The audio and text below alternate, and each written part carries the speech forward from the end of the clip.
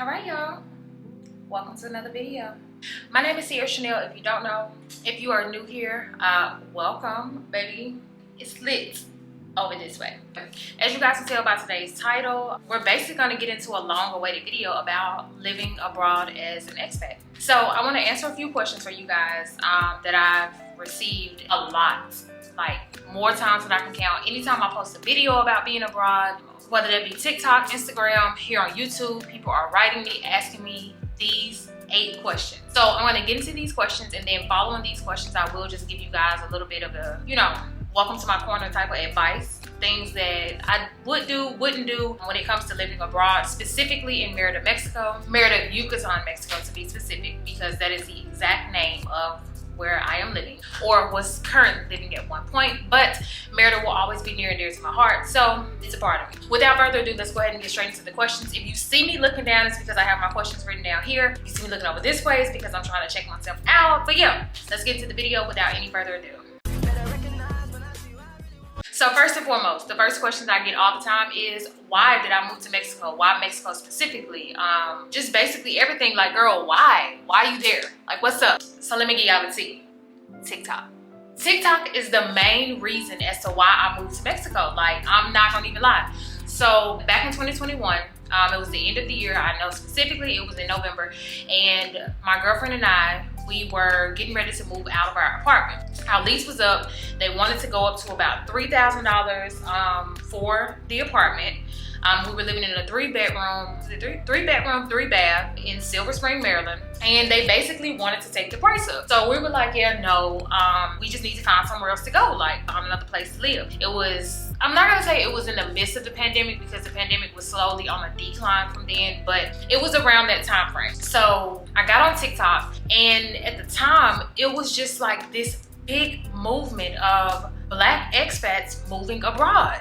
And I'm like, oh my gosh, like, let me just like really tap in. And I remember it was a viral TikTok video, and if I can find the video, I'll try to stitch it over here somewhere. But it was a viral video, and it was just like basically asking Black people, why did they move abroad? Like, why did you go somewhere else? Where did you go? Like, why? So I go down this rabbit hole, and I'm watching all these videos of Black people just saying, like, one, I'm not being racially profiled elsewhere. For 2, the cost of living is extraordinarily less. Extraordinarily? Is it a word? Anyway, it's significantly less than what I'm paying in the States. So I did a little bit more research, and one specific video popped up, and it was a young lady, and she was saying that she had moved to Merida, Yucatan, which is in Mexico. So I started watching her videos, and I'm like, oh my gosh, like, the cost of living, like, it's amazing. So she gives out different pointers, and I find different things, different self-help things, different ways to figure out stuff about moving and stuff like that. I get on YouTube, and there's so many people on YouTube talking about Merida, Mexico. So at the time, my girlfriend, she's a barber, she had a shop in our home. So I go in her shop, she's cutting hair, and I'm like, let's move out the country. Like, what do we have here that's holding us back? We don't have kids. There is no restraint on our job. A barber can cut hair anywhere. It's just like, what's holding us back? So I do a little bit more research. I'm looking at like people talking about the cost of living, what they're paying for rent, how much it is, and different things like that. So I'm like, oh my gosh, like, this is it. I kid you guys not. Maybe a day later, we bought our flights, got in contact with the realtor, found our Airbnb, and before I knew it, that following week, we were in Merida. I got connected with Laura, which is our realtor. Laura, chef's kiss. Like, when I tell you, hands down, the best experience that I've had living here. She's gonna be brutally honest with you. Like, she negotiates the whole process. She speaks English. It was just an amazing process, and I felt like this was so divine for me to find this realtor, and it just worked out so perfectly. So we ended up flying here. We met with Laura. She takes us to different places. We basically stayed here for 2 days. One day we had to find our place. The second day we had to lock in. It was kind of like a, this is what it is. Like, you have 2 days. We gotta get this together. She over excelled at the task of finding us a beautiful place. So we found our place. Like I said, we locked in the next day and we moved here. So in a nutshell, I can say that TikTok is a part of the reason as to why I moved, but overall it was just the cost of living in America just skyrocketed. It was crazy. It was astronomical. And I loved it. When we got here, the weather, everything about it just felt right. So that's why we moved to Merida. The next question I have is, how do I navigate cultural differences with being in a new country? There really isn't much to navigate. You have to understand that when you're moving abroad or you're moving to another country, you have to adapt to where they are. Because at the end of the day, this is not your norm. You're now stepping into someone else's world or another culture's world, and you kind of have to like blend, make yourself a part of it. But I can say, being here, it was a lot easier to navigate a lot of different things, not lose sight of the culture that I currently have, you know, my culture. It was very easy not to lose that or lose sight of that because I found my community here, like pretty quickly. There are a lot of Black expat groups. Well, I'm not gonna say a lot. There are 2 Black expat groups. At the time when I moved, there was only 1 Black expat group that helped you with a lot of things. So any questions you have, anything you can think of, like, it's there. Somebody has been through that experience. Somebody has been there. Ask questions. Don't be afraid to get out there and ask. You see your people, speak. You never know, that might be a connection. So I can say being here, I have adapted to the culture here. Like, don't get me wrong, I'm not coming here and I'm like, oh, this is how we do things and this is just how it's gonna be. Absolutely not. I came here, I kind of saw the ways of living here. Now there are some things that I just, you know, we're not there with, but at the end of the day, I've adapted. And I can say, like, just being adaptable or being a very adaptable person will help you like get through the things that are severely different here. So yeah, there's that. The next question that I typically get are, what are safety concerns that I have with living in Merida or in Mexico? None. Absolutely none. First and foremost, I am from Jackson, Mississippi. If you guys don't know about Jackson, Mississippi, pause this video, go Google it. Guarantee you the first thing they're gonna tell you are the bad things about Jackson, Mississippi. There are some amazing things about Jackson. There are some bad things about Jackson. There are some amazing things about the US. There are some bad things about the US. So no, there is not one point where I felt like, oh my God, I'm in fear for my life. I'm not safe here. The media news does a great job of trying to highlight the negative parts of things as opposed to giving you the good. There's a lot of fear monger out there. First and foremost, Merida is rated the second safest city in North America. Without that, I've been to other parts of Mexico. I've been through the quote unquote bad parts of Mexico or the not so safe parts of Mexico, and I never had any safety concerns. I feel like when it comes to fear, if you live in a fearful mindset, that's basically the world that you present. You are your reality. So if you don't live in the mindset that, oh my God, like I can go out here and the cartel's are gonna kill me, like you will never have to worry about that. I've never had an experience here where I felt like, oh my God, like I'm in fear for my life. I've never felt that way. I've never even heard a gunshot here. Can't go to my hometown and say that. That's one for the books. But yeah, it's just, I've never had a safety concern here. The things that happen on the news are, again, because they like to highlight the negative parts of things as opposed to giving you the positive things that are going on here in Mexico. So there are no safety concerns. There have never been safety concerns. I don't move in fear again, so. All right, the next question is gonna be, what are the visa requirements for moving, living, staying, visiting Mexico? So first and foremost, when you come to Mexico, you can get a tourist visa. That tourist visa can last anywhere from 1 day to 180 days. So when you take your vacation and you go off to Cancun and they stamp your passport, and then previously you used to have to fill out a little piece of paper that they would, you know, hand you and you keep track of it, keep it in your passport. But when you take your little vacation, you are essentially on a tourist visa. Now, again, that tourist visa can go anywhere from 1 day to 180 days. As the obvious, 180 days is the max. In order to, I'm not sure about currently, but before I got my temporary residency, in order for you to gain 180 day on a tourist visa, you had to show a returning flight from Mexico. Now, this is a part of the rules as to what you're supposed to do, show a returning flight. It is not a guarantee that you will get a customs agent that will require you to show that that return flight. So you can come through and ask for 1 day, and sometimes they might give you 180. You can come through and ask for a month. They may give you 180 without asking for that return flight. There are some agents that will ask for that return flight. I'm not sure if that's currently still the process, but that was the process up until maybe about the beginning of this year. As far as coming to like being able to extensively live in Mexico. If you extend your 180-day visa, you essentially have to go back across the border and come back to regain a new 180-day pass. For me, when my 180 days expired, Mexico currently has a process going on where if you extend your 180-day visa and you have been to Mexico pre-pandemic, so I want to say it's before the years of 2019, 2018, if you've been to Mexico before those years, you can essentially gain temporary residency once your visa has expired. So don't let that go over your head. Let's repeat it. If you have been to Mexico before 2019, 2018, don't quote me on the year. Anything that I'm saying in this video, let me stop and make that disclaimer. Anything that I'm saying in this video, you need to take the time to research it for yourself, because at the end of the day, you have to know this information. Back to my little segment.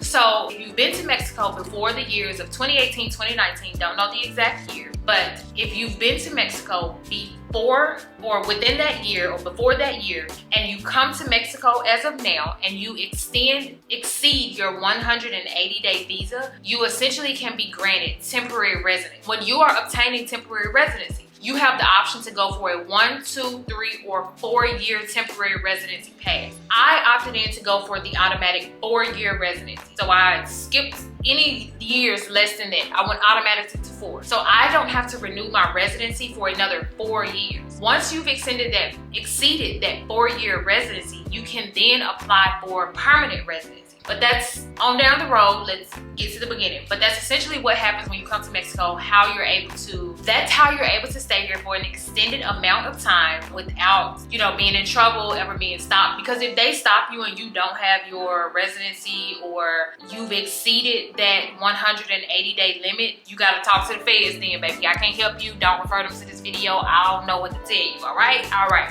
on to the next.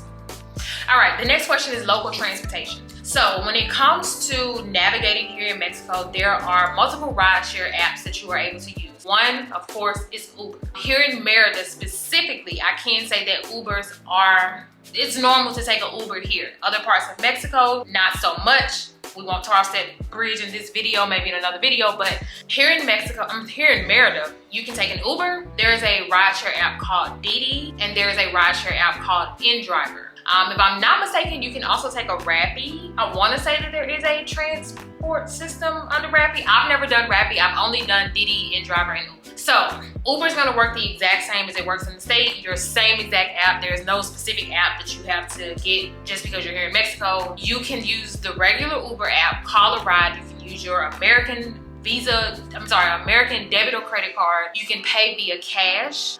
So that's an option for Uber. When it comes to Didi, you can pay via cash, or you can pay with a debit or credit card. And then the last option is InDriver. InDriver only allows for you to pay via cash. Now, with these transportation options, transportation fluctuates throughout the night. So some parts of the night, it is harder to get a ride. Earlier hours of the morning, it is harder to get a ride. But the prices are very fair. It's a normal ride sharing app. So you have that option. You can even ride on the back of somebody's moped if you want to. As far as rental cars, I absolutely do not recommend renting a car here in Merida. Just off of my experience, they will price gouge you. It's just astronomical to rent a car here. Personally, before I drove my vehicle here, I was using ride shares. I was mainly using Uber or Didi, InDriver occasionally, but it was very rare.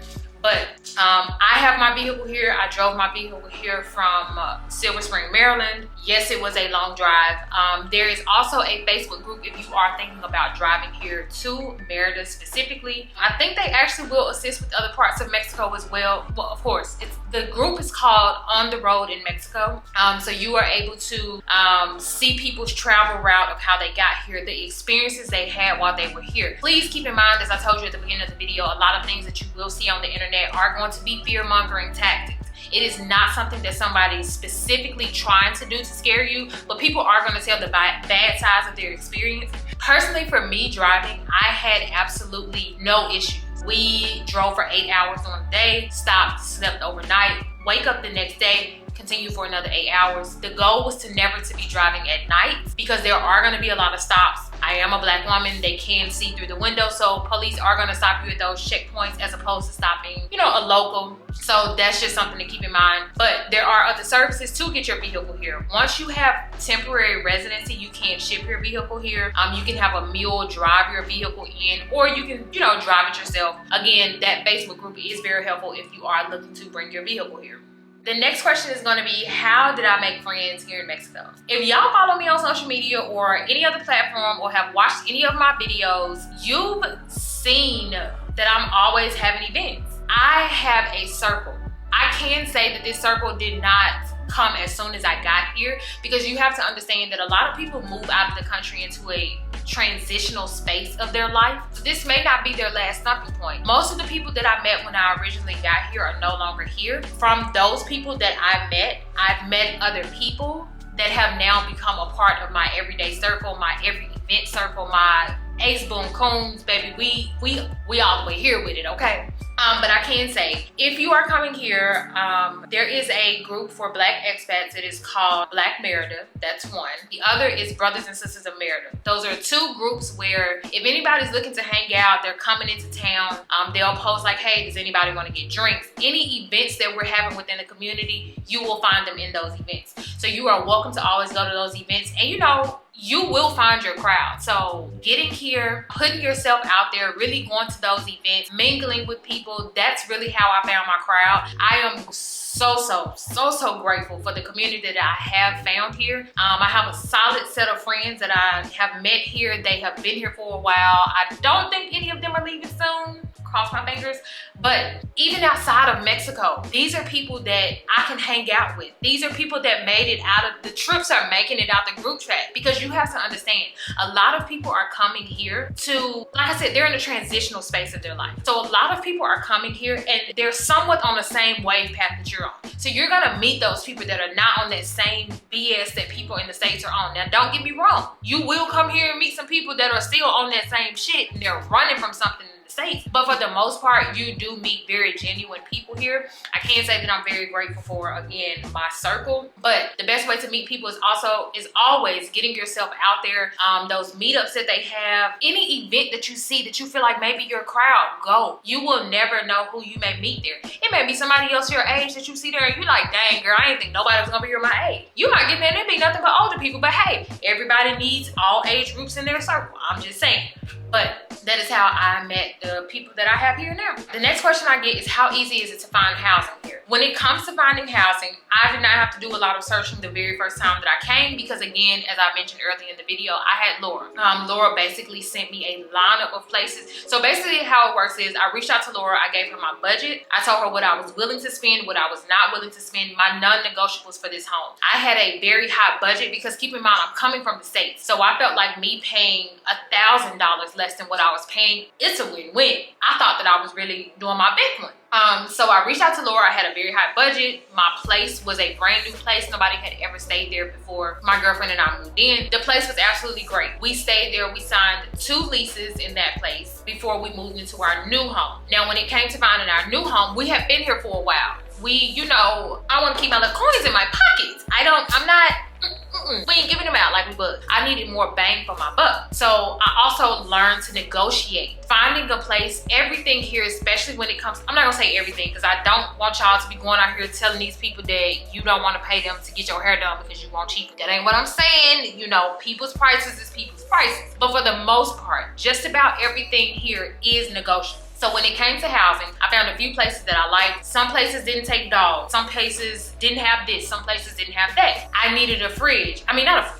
I needed an oven. A big thing here is not having an oven. You may have a stovetop, no oven. You may not even have a stovetop or an oven. That's a very, very big deal here. So I needed both, because if you don't know, or if you do know, I am a chef here in Merida, Mexico. So a part of my business was selling food. I need to be able to prepare that food if I'm gonna keep my business running when I leave this house. So that was a major thing for me. So I, along with Laura, began to look at places. I again gave her my budget. told her my non-negotiables, told her things that I'm able to make, you know, have a little wiggle room on, all of that. So Laura helped me find places. I also took the time to go on Facebook Marketplace. Y'all, don't shoot the messenger, but Facebook Marketplace is that girl when it comes to housing out here, okay? Don't say I ain't tell you, all right? Now, I would recommend still having a realtor with you to assist you through the process, but majority of the time, when you're reaching out to people on Facebook Marketplace here in Merida, specifically, you're going to be talking to a realtor. It's very rare that these listings are on Facebook Marketplace and it is not a realtor listing them. It's very rare that it's going to be the owner listing them. So I still came in prepared. We're going to be double realtored up, okay? Even though I'm talking to a realtor on Facebook Marketplace, Laura is still coming along with me. Now, don't get me wrong when I say this. Laura also explained this to me.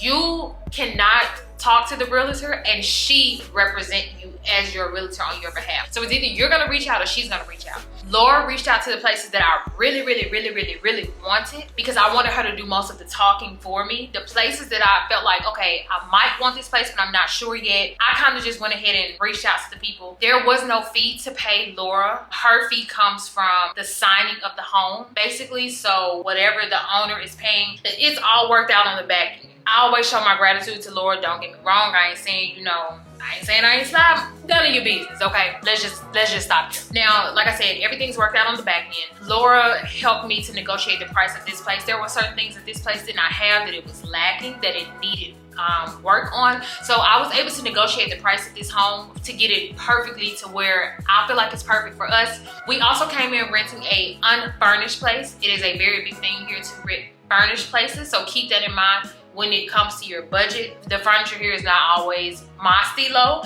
but hey, it works. If it works for you, it works for you. It just did not work for me. I'd rather purchase all of my own furnishings. That way I can take them with me if I decide to leave this place and go to another unfurnished place. That leaves the door wide open for me to test out multiple places. If I find a place that's furnished and I decide to move there, I can sell my furniture.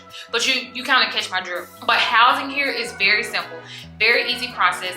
I am also going to leave Laura's information in this video because she has been a godsend. Don't waste my girl time though, because she really be out here looking for places for people. And like, if you're knowing that you're not ready to move yet, I can say don't waste anybody's time, because as somebody that's been here for a while, a lot of people will reach out to her and say like, hey, I'm thinking about coming, but until you're really ready, don't waste her time, because she's really gonna be looking for places for you, and like, that takes time. So, just a word of advice. The next question I get often, because as most of you guys have seen before, most of the times when we're coming to and from Merida, we're flying into Cancun. The flights for me coming into Merida are a little bit pricier, a little bit more than what I'm wanting to pay. So most times we fly into Cancun and we take the ADO bus, I think it's ADO or ADO. I say ADO, call it what you want to, tomato. It's the same thing. Y'all gonna know the big red bus or purple bus when you see, or blue bus, because they have different colors. But we take the ADO bus from Cancun here. The ADO bus from Cancun to here is about 4 hours and 30 minutes range. Can be less, can be more, depending on the bus that you choose. I purchased my bus tickets through an app called BusBud. I'll post it somewhere in this video, a little clip of what the app looks like, but that is how we get to and from Merida. If you are somewhere where flights are cheap directly here, by all means, take the flight. But coming from where most of the time we're coming from, like Mississippi, it's not that cheap to come in, and we travel often to and from. So when we're coming in and out, fly to Cancun, take the bus here. There is a new train station, a new train setup, like to get to and from Cancun to Merida, but I've never taken the train. I can't really give you any advice on it. Just personally, it's the ADO bus. All right, so those are the main questions that I typically get. Now that we got those out the way, I just want to give y'all a little tidbit of advice when it comes to moving here to Merida. First and foremost, nobody told me this, but baby girl, baby boy, whoever it is, you can't flush no toilet tissue. Especially the closer you get into the center of Merida, the plumbing system is not as strong. It's not, it ain't flowing, okay? We ain't keep it flowing, all right? So, can't flush tissue. Don't shoot the messenger, you just can't, all right? With not being able to flush tissue, you basically are just trashing it. So, you need to get it out your house soon. If you need to, you know, tie that trash bag up and hurry up and take your trash out, that's what you gotta do. But don't say I didn't tell you when you calling the plumber wondering why your toilet ain't flushing and they laughing at you, okay? Can't flush no toilet tissue. Next bits of information. There are certain things that you are going to want to bring here to Merida with you. For one, your season. There are no red chili flakes. Seasoned salt is very far and in between. Very far and in between. I've seen it in a few places, but it's like very rare that you're gonna find it. Old Bay, baby, they ain't got it. So I would say bring your season. Along with bringing your seasonings, there are other things that you should bring. Let's see, a shower filter. Yes, ma'am. For all of those girlies out there, especially my natural hair girlies, that, not even just natural hair girlies, that water is very harsh on your hair. It's a lot of minerals in the water here. So when it comes to you like bathing in it, washing your hair in it, it's very hard on your hair. I definitely recommend bringing a shower filter here. I've never seen them here. I've never purchased one from here. So I definitely recommend bringing one with you when you come in. Hair products. You want to make sure that you're bringing hair products with you because, of course, you gotta adapt to their culture. They don't always have the stuff that we want. Now, they are getting better with a lot of the things that they have. I found Shea Moisture here, Cantu. But outside of that, I'm just saying, bring your own stuff. You got to, especially if you are planning to stay here for an extended amount of time and you're needing to wash your hair often, bring your own stuff. Oh, grits. Baby, they ain't got grits here. Bring you some grits. If you like grits, if you like me, and you like your little grits, bring you some. Because they ain't got them here. Ain't no collard green, ain't no okra. These are two things, vegetables, when it comes to vegetables, you can't really bring those through the border unless they're like canned. If that's something that you know you probably gonna want, bring it. Now, I know that's hard to say because most times you don't really want something until you don't have it. You know, being in the States, easily accessible to get greens, okra, stuff like that. I didn't realize how much I wanted that stuff till I got here. So, I'm just saying, make sure you bring in that type of stuff. Don't say that you ain't know. Don't get in them groups asking about it because baby, it ain't happening. We tried to bring some okra in the other day, fresh okra. Baby, they took it. I'm just saying, make sure you know that before you get here. Now, you can find okra like in the bags in a grocery store called Shadrawi, but sometimes they ain't got it. So you wanna make sure you're bringing that stuff in with you. Another thing that you need to keep in mind when you're coming here, the dollar is going to fluctuate. So don't get here thinking, so you know how like in the States, you're there and your rent is $2,000 a month. Here it's not like that, baby girl.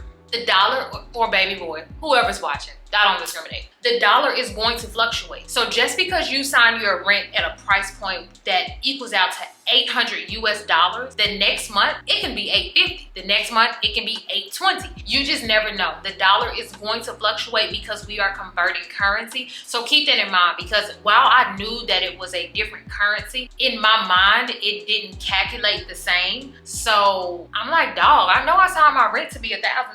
Why it ain't $1,000? Why is it more? Now, I wasn't complaining on the months that it was less, but baby, on the months that it was more, you best believe I'm like, baby, I need to check my books, because what is this? But yeah, you want to keep that in mind, because while it may seem like it's a given, it's something that's really not going to cross your mind until it really happens. All right, y'all, so we have made it to the end of this video. I truly hope that you guys enjoyed this video. If you have any additional questions or anything else that you want to know, before you ask, head on over to my TikTok, because I'm answering questions over there too. Anything you might think that you want to know, head on over there. I do want to make another video letting you guys know like different services that I've used that I definitely recommend here, but I'm not sure if it's going to be on TikTok, not sure if it's going to be here, but I do want to thank you guys for watching this video, making it all the way to the end. If you have any questions, hey, my door is always open. And also, I want you to know, if you are contemplating making that move, you're thinking about making that hop, that leap, that skip, that jump, baby, do it. You never know what's out there until you make that move. Don't let anything that anybody on the internet, on the news, on anywhere tell you, scare you from your dreams or something that you really want to experience. So make that move if that's what you're really thinking about doing, because your heart will not be settled until you do so. I hope you guys have a great, amazing day, night, whatever time it is when you're watching this. And thanks again for tuning in.